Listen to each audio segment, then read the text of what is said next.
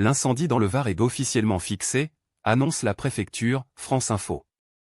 L'incendie dans le Var est officiellement fixé, annonce la préfecture. Près de 5000 personnes avaient dû être évacuées de plusieurs communes du centre du département depuis le début du sinistre, déclenché mardi dernier. Publié le 28/07/2026 22h54 temps de lecture, 1 minute des pompiers près du domaine de la Marseillaise à Pontevet, dans le Var, le 23 juillet 2026. Thibaut Durand en Lucas AFP. C'est un soulagement pour les habitants du département. L'important incendie dans le département du Var qui a parcouru environ 4500 hectares en 8 jours, menaçant plusieurs villages, a été déclaré officiellement fixé, mardi 28 juillet, dans la soirée. Le feu est fixé mais le travail se poursuit et la vigilance reste de mise, a précisé la préfecture du Var dans un communiqué, rappelant que près de 5000 personnes avaient dû être évacuées de plusieurs communes du centre du département depuis le début du sinistre mardi dernier. Déclenché mardi 21 juillet en milieu de journée dans un champ situé sur la commune de Pontevet, l'incendie a dévoré un flanc du massif du Gros-Bessillon et cerné plusieurs villages emblématiques de la Provence verte entre mer Méditerranée et gorge du Verdon dont Cotignac, Coran ou Barjol. Certains quartiers de Coran et de Barjol restent soumis aux mesures d'évacuation car ils se situent à proximité ou à l'intérieur du périmètre du feu, précise la préfecture. L'incendie qui a mobilisé quotidiennement plus de 1000 pompiers avec d'importants moyens aériens, assisté de nombreux bénévoles, ne progressait plus depuis plusieurs jours mais avait connu de nombreuses reprises. Un homme de 23 ans, soupçonné d'une dizaine de départs de feux de végétation dans cette zone du Var a été mis en examen et placé en détention provisoire, a précisé mardi la gendarmerie. Il est soupçonné d'être à l'origine d'une dizaine de mises à feu, a déclaré à la presse le colonel Grégory Goumin, commandant de la gendarmerie du département. Si la piste volontaire est écartée pour l'incendie principal, qui a dévoré le massif du Gros-Bessillon, l'homme est soupçonné d'être à l'origine d'une reprise de feu au sud du brasier, a-t-il ajouté. Il est par ailleurs poursuivi pour des départs de feu commis entre le 19 et le 24 juillet sur les communes de Brignoles, Cabas et Vins-sur-Caramie, qui ont entraîné la destruction de plusieurs hectares de maquis et de forêts, selon un communiqué des gendarmes. Sujet suivant. Vidéo. Méga-feu, des chevreuils aux hérissons en passant par les insectes, toute une faune en détresse, France Info. Depuis plusieurs jours, les images de biches et de chevreuils désorientés se multiplient. Les animaux les plus touchés sont souvent les moins visibles, des insectes, ou des petits mammifères incapables de fuir assez vite. Dans les zones accessibles, des associations organisent des maraudes pour recueillir les rescapés. Ce texte correspond à une partie de la retranscription du reportage ci-dessus. Cliquez sur la vidéo pour la regarder en intégralité. À Marcheprime Gironde, ils tentent de fuir le brasier. Mais bloqués par une clôture, des chevreuils sont obligés de rebrousser chemin vers la forêt en flammes.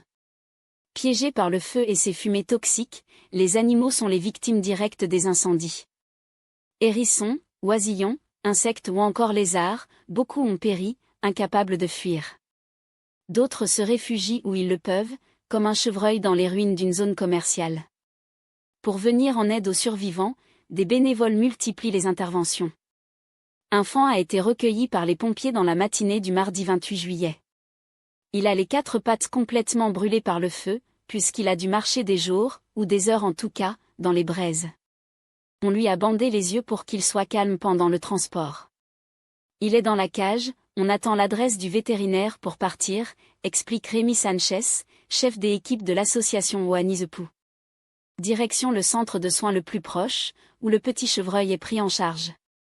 L'association de Rémi reçoit des centaines d'appels pour des sauvetages. Au Porge Gironde, les animaux sauvages n'hésitent pas à s'approcher, comme un jeune écureuil roux, à la recherche de nourriture. Là comme ça, il n'a pas l'air brûlé. C'est presque étonnant vu la zone, mais c'est tant mieux. Donc on va juste essayer de le nourrir, commente le chef des équipes. Quelques graines devraient lui permettre de tenir le coup. Au milieu des paysages sans vie, impossible de trouver de quoi survivre. Alors, 2 chasseurs installent une trentaine de points d'eau et de graines dans la forêt.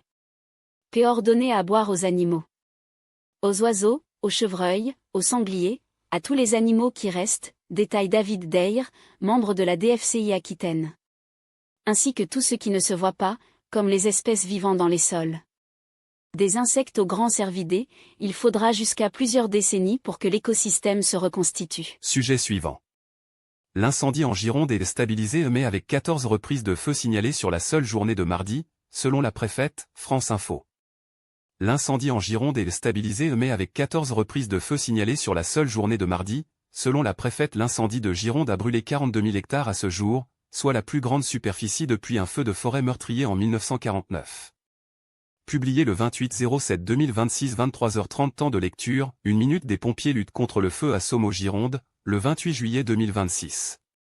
Estelle Ruiz en Lucas AFP. Le méga-feu qui ravage la Gironde est stabilisé mais a enregistré, mardi 28 juillet, un nombre très important de reprises de feu, 14 au total, qui ont forcé l'évacuation préventive de milliers de touristes, avant l'arrivée prévue mercredi d'un nouveau pic de chaleur.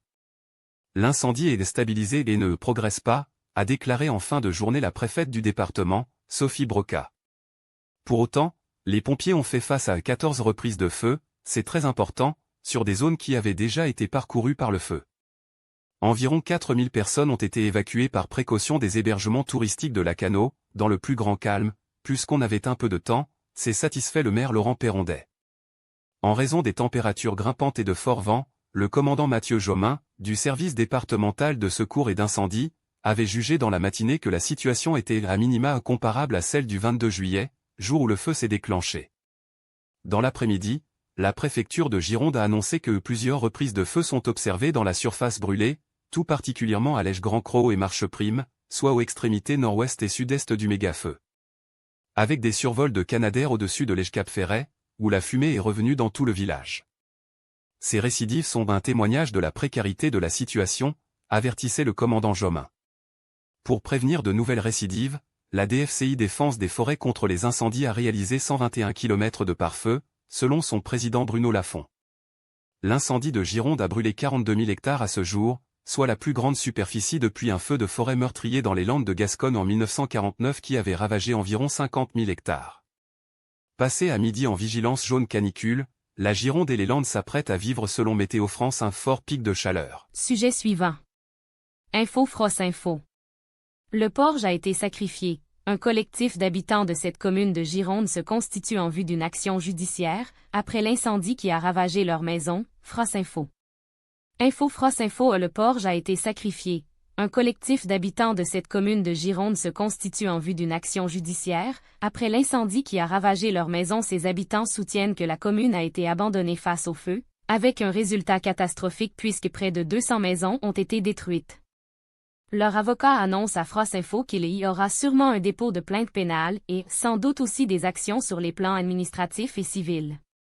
Publié le 28/07/2026 16h58 mis à jour le 28/07/2026 17h44 temps de lecture. 3 minutes. Un habitant inspecte les ruines des maisons du Porge Gironde, dévastées par les flammes, le 26 juillet 2026. Julien Desrosa AFP. Après la sidération, la colère. Un collectif d'habitants du Porge, commune ravagée par le méga-feu qui sévit depuis plusieurs jours en Gironde, s'est constitué afin d'engager une démarche judiciaire dans le but d'établir les responsabilités dans ce drame, a appris France Info, mardi 28 juillet.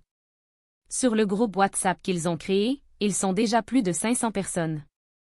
À la manœuvre notamment, Ludivine d'Aurignac, une habitante qui a vu sa maison réduite en cendres. Notre objectif est simple, obtenir des réponses concrètes, faire toute la lumière sur les événements et obtenir la réparation des préjudices subis, écrit-elle sur Facebook à l'intention des autres sinistrés. On va viser toutes les personnes responsables de cette conséquence dramatique, précise-t-elle à France Info. On s'est vraiment senti laissé à l'abandon, ajoute-t-elle, affirmant avec d'autres n'avoir reçu aucun SMS d'alerte. Sollicité par le collectif, l'avocat bordelais Sylvain Galina a été chargé de constituer le dossier. On cherche les qualifications juridiques. Il y aura sûrement un dépôt de plainte pénale, c'est évident. Il y aura sans doute aussi des actions sur les plans administratifs et civils, annonce-t-il à France Info. La détermination de ses habitants est claire, la mienne aussi.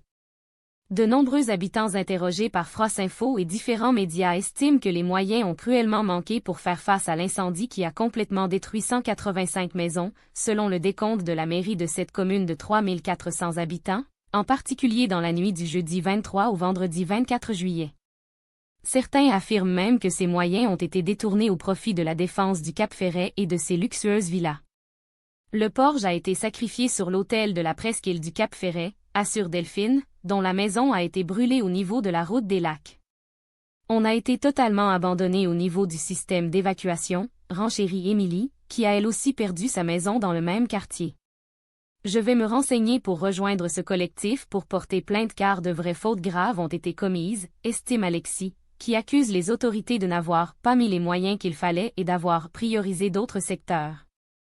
Cet habitant du Porge assure avoir défendu sa commune avec quelques amis et avoir sauvé avec eux une quarantaine de maisons sur la route qui mène à l'Escape-Ferret. Jean-Luc Lesueur, gestionnaire de la forêt communale du Porge, a lui aussi été de la bataille contre l'incendie. Quand le mur de feu est venu sur l'avenue du bassin d'Arcachon, on n'avait aucun moyen des pompiers, il n'y avait que le fourgon et l'unité du Porge, assure cet ancien pompier volontaire à France Info. On s'est un peu retrouvé seul parce qu'on a eu l'impression que le Ferret avait une espèce de priorité et que nous, on n'existait plus, avait affirmé, dans le journal de 20h de France 2, dimanche, Nathalie Ogonnet, habitante mais aussi adjointe au maire. Interrogée par France Télévisions, Martial Zaninetti, maire sans étiquette du Porge, refuse de polémiquer sur ces questions. Contactés, les sapeurs-pompiers de Gironde et la préfecture du département assurent qu'ils se concentrent sur l'opérationnel, à savoir la lutte contre l'incendie, avec la préservation des vies humaines et des territoires encore menacés. La préfète de Gironde est allée échanger lundi après-midi avec le maire et les élus du Porge. Elle a rencontré également des bénévoles de la défense des forêts contre l'incendie, qui ont évoqué, de manière très directe, les choix stratégiques qui avaient pu être faits, ajoute la préfecture, sans plus de précision. La priorité, c'est l'opérationnel et de fixer ce feu, appuie une source gouvernementale. Nous insistons sur le fait qu'il y a eu 0 mort civile. Le temps du retour d'expérience viendra. Sujet suivant. Hashtag on vous répond. Contre les incendies en Gironde et dans les Landes, pourquoi les pompiers ne peuvent-ils pas utiliser des moyens aériens la nuit? France Info. On vous répond contre les incendies en Gironde et dans les Landes, pourquoi les pompiers ne peuvent-ils pas utiliser des moyens aériens la nuit?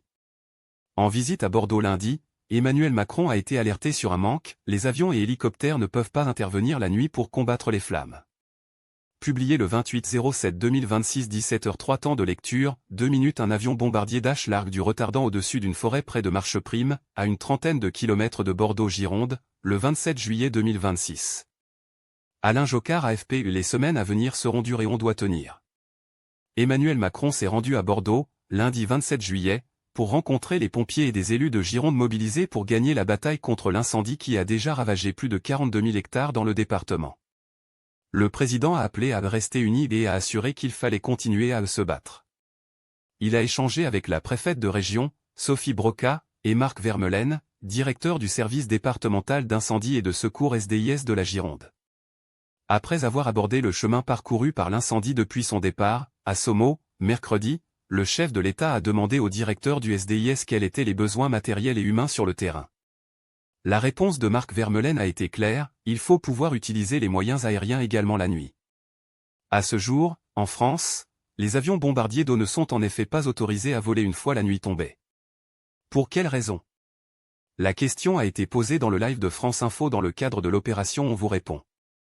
Pour le lieutenant-colonel Jérôme Bonafou, porte-parole de la Fédération nationale des sapeurs-pompiers de France interrogé par France Info, il est dangereux d'engager des avions bombardiers d'eau la nuit en raison d'un manque de visibilité lors de vols à basse altitude, mais aussi à cause d'appareils qui ne sont pas modernisés. Pourtant, le danger de reprise de feu est toujours présent la nuit, surtout avec ces conditions exceptionnelles où la sécheresse reste présente, a de son côté souligné le commandant Romain Alessandrini, officier coordinateur des moyens aériens, aux 20h de France 2, lundi. Jérôme Bonafou insiste, il faut des moyens au sol et aérien pour éteindre un feu, y compris la nuit. Sachant que la technologie a évolué, il faudrait former les pilotes pour qu'ils puissent piloter la nuit et équiper les engins, datant pour certains des années 1990, de nouvelles technologies comme de meilleures caméras pour optimiser les vols nocturnes, conclut-il. Plusieurs pays dans le monde ont développé cette capacité de lutte aérienne en pleine nuit, principalement grâce à des hélicoptères équipés de vision nocturne. Aux États-Unis, la Californie a modernisé sa flotte en 2018 avec des hélicoptères, nommés Firefox, capables de larguer de l'eau dans la pénombre. Selon ABC, ces engins ont joué un rôle déterminant lors des incendies de Los Angeles en janvier 2025. En Australie, l'État de Victoria a ouvert la voie au vol nocturne après les incendies de 2009. D'après le média britannique spécialisé en aviation Rotorhub, ces incendies, qui avaient fait plus de 173 morts, ont poussé l'opérateur Coulson Aviation à développer une capacité de lutte la nuit grâce à des jumelles infrarouges. Le dispositif est désormais élargi à d'autres États australiens.